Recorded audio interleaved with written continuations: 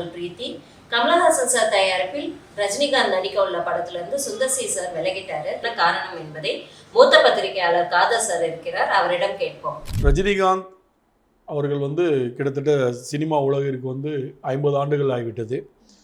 ஆரம்ப காலத்தில் அவர் திரைத்துறையில் ஆரம்பிக்க காலெடுத்து வைத்தது பாலச்சந்தர் அவர்களால் அறிமுகப்படுத்தப்பட்டு, அதுக்கப்புறம் அதே பள்ளியிலிருந்து உருவான திரு கமலஹாசன் அவர்களுடன் அவருடைய பயணம் ஆரம்பத்தில் இருந்தது. கிட்டத்தட்ட அவங்க 2 பேரும் இணைந்து ஒரு 8லேருந்து 9 படங்கள் ஒன்றாக நடிச்சிருக்காங்க. அதுக்கப்புறம் பார்த்திங்கன்னா கிட்டத்தட்ட ஒரு 45 ஆண்டுகளுக்கு மேலே இருவரும் ஒன்று இணைந்து நடிக்கவே இல்லை.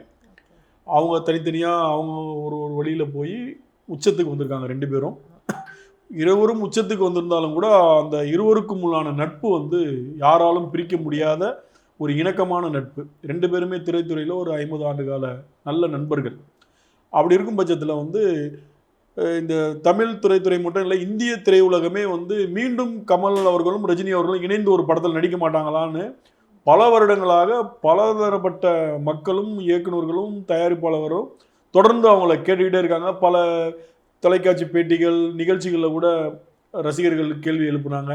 இது ரொம்ப நாளாக ரொம்ப வருஷமாகவே இருந்துக்கிட்டு இருக்கும்போது திடீர்னு கடந்த 7ஆம் தேதி திரு கமலஹாசன் அவர்கள் பிறந்தநாள் அன்று அவர் ரசிகர்களுக்கு மட்டுமல்ல, உலக தமிழக ரசிகர்கள் அனைவருக்கும் ஒரு இன்பதிர்ச்சி மாதிரி ஒரு விஷயம் சொன்னார்.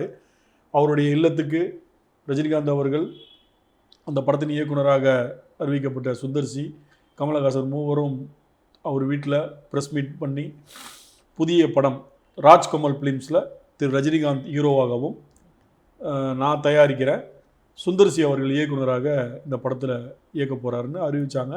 ரொம்ப சிம்பிளான ஒரு அறிவிப்பாக இருந்தாலும் பிரம்மாண்டமாக அது பெரிய லெவலில் எல்லாருக்கிட்டையும் போய் சேர்ந்துச்சு. எல்லோரும் ரொம்ப ஆர்வமாக அந்த படத்தில் கமல் நடிப்பாரா, வெறும் தயாரிப்பாளரா அப்படின்ற மாதிரி ஒரு பெரிய டாக்லாம் போயிட்டு இருந்துச்சு. சமூக வலைதளங்கள்லாம் பெரிய ஒரு 2 நாட்கள் அதை பற்றி தான் டாக். கமல் படம் எடுக்கிறாரு, ரஜினி நடிக்க போகிறாருன்னு. திடீர்னு அதுக்கு என்ன ஒரு கண் டிஸ்டியாக என்னன்னு தெரியாது. கரெக்டாக அதுலேருந்து ஒரு வாரத்தில் ஒரு எக்ஸ் தளத்தில் ஃபஸ்ட்டு குஷ்பு ஒரு நோட் போடுறாங்க, போட்டுட்டு உடனே டெலீட் பண்ணிடுறாங்க. அதுக்கப்புறம் சுந்தர்சி ஒரு அறிக்கை கொடுக்குறாரு, நான் கடினமான இந்த சூழலில் நான் இந்த படத்துலேருந்து விலகிறேன், சில கனவுகள் நமக்கு நடக்காதான்னு நினைப்போம், அதே நேரத்தில் அந்த கனவுகள் நடக்கக்கூடிய சூழலில் சில விஷயங்கள் நமக்கு ஒத்து வரல, நம்ம விலகிறது பெட்டருன்ற மாதிரி நான் இந்த இதுலேருந்து நான் விலகிடுறேன் அப்படின்னு ஒரு அறிக்கை விட்டதுக்கப்புறம் இந்த படம் ஆரம்பிக்கப்பட்டப்போ எப்படி சமூக வலைதளங்களில் பேசப்பட்டதோ அதை விட 2 மடங்கு அதிகமாக சுந்தர்சி விலகல் பேசப்பட்டுச்சு.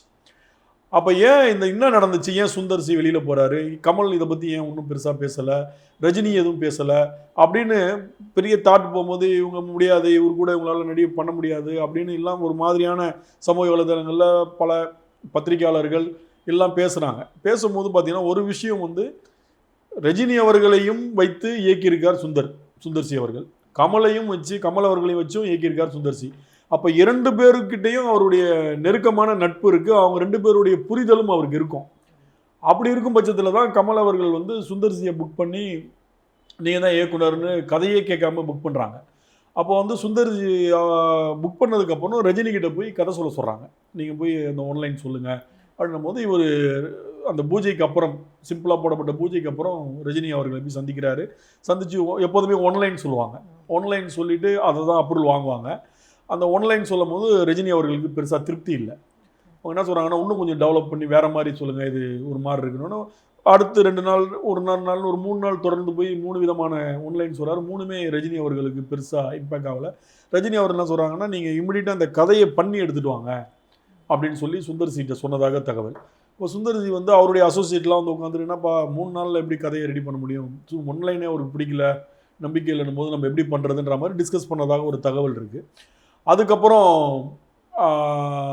திரும்பி ரஜினிகாந்த் அவர்களிடமும் அவர் பேசுனதாக ஒரு தகவல் இருக்குது. அப்போ இல்லை என்கிட்ட ஆன்லைன் சொல்கிறாங்க, அதுக்கப்புறம் கதை டெவலப் பண்ணி எடுத்துகிட்டு வரும்போது நான் ஏற்கனவே நடித்த படங்கள் போலவே அந்த கதை இருக்கிறதுனால நான் நிறைய இதை வேணான்னு சொல்லிடுறேன், அதனால முன்கூட்டியே அது தெரிஞ்சிச்சுன்னா நல்லாயிருக்கும் அப்படின்ற மாதிரி ரஜினி அவர்கள் பேசியதாக ஒரு தகவல்.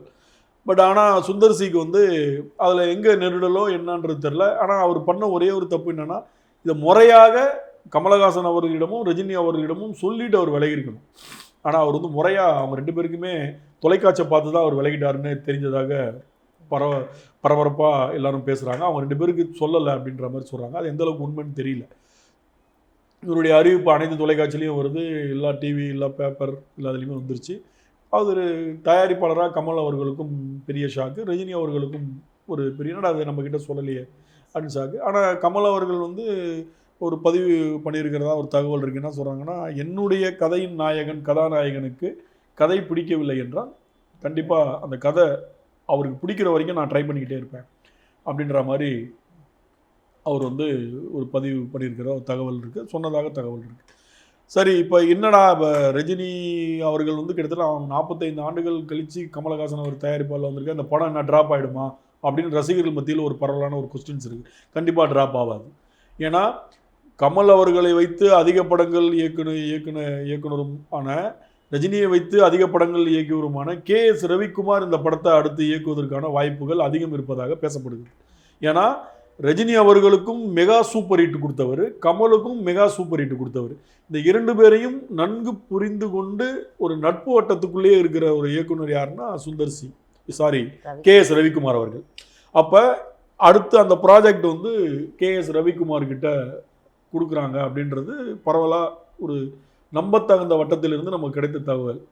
அதனால் இந்த படம் எப்படியும் கண்டிப்பாக ராஜ்கமல் ஃபிலிம்ஸ் எப்போதுமே ஒரு படத்தை ட்ராப் சீக்கிரமாக பண்ண மாட்டார். கமலஹாசன் அவர்கள் எல்லாம் ஃபைனல் பண்ணதுக்கப்புறம் தான் அறிவிப்பை வெளியிடுவார். அப்படி இருக்கும் பட்சத்தில் அதுவும் அவருடைய நெருங்கிய நண்பர், உச்சபட்ச நட்சத்திரம், அவரை வந்து இவர் ப்ரொடக்ஷனில் நடிக்கிறாருன்னும் போது அந்த வாய்ப்பை இவர் சும்மா விட முடியுமா? விட மாட்டார்.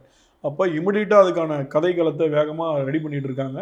KS ரவிக்குமார் அதிகபட்சம் அவர் தான் இயக்குவார் அப்படின்ற மாதிரி ஒரு டாக் போயிட்டுருக்கு. அப்படி இல்லாத பட்சத்தில்னா சுரேஷ் கிருஷ்ணா இயக்குறதுக்கு வாய்ப்பு இருக்குது. அப்படி இயக்கணும். ஏன்னா அதுக்கு அடுத்து பார்த்தீங்கன்னா இவங்க இருவரையும் வைத்து மிக பெரிய ஹிட்டு கொடுத்தவர் சுரேஷ் கிருஷ்ணா. கமல் அவர்களுக்கும் சரி, ரஜினி அவர்களுக்கும் சரி. ரஜினியுடைய பெரிய பிரேக்கப் மூவினா பாட்ஷா. இந்த பாட்ஷாவை கொடுத்தவர் சுரேஷ் கிருஷ்ணா. அதே மாதிரி மிகப்பெரிய இன்னொரு பிரேக்கப் மூவினா படையப்பா, அதை கொடுத்தவர் KS ரவிக்குமார். கமலஹாசன் அவர்களுக்கு எடுத்திங்கன்னா அவை சண்முகி, தெனாலி இந்த மாதிரி தொடரும்.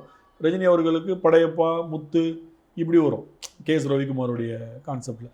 அதனால் அந்த இருவரில் ஒருவர் இயக்கலாம் அப்படின்றது தான் அடுத்த டாக்காக இருக்குது. அந்த அறிவிப்பும் விரைவில் ரஜினியுடைய அவர்களுடைய பிறந்தநாளில் கூட புதிய அறிவிப்பு வரலாம். ஏன்னா அதுக்கான வேலைகள் வேகமாக நடந்துட்டு இருக்கு. ஏன்னா இவருக்கு நவம்பர் 7 பிறந்தநாள்னா ரஜினி அவர்களுக்கு டிசம்பர் 12 பிறந்தநாள். அதனால் ரசிகர்களை ஏமாற்ற மாட்டார்கள் என்று நம்பிக்கையுடன் இருப்போம். கண்டிப்பாக புது அறிவிப்பு வரும்.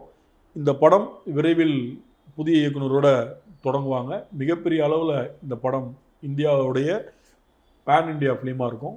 பெரிய லெவலில் இது ஒரு அனைவருடைய எதிர்பார்ப்பை பூர்த்தி செய்யும் நம்பலாம். அதை நம்ம எதிர்பார்ப்போம். விரைவில் அறிவிப்பாங்க அப்படின்னு. நன்றி.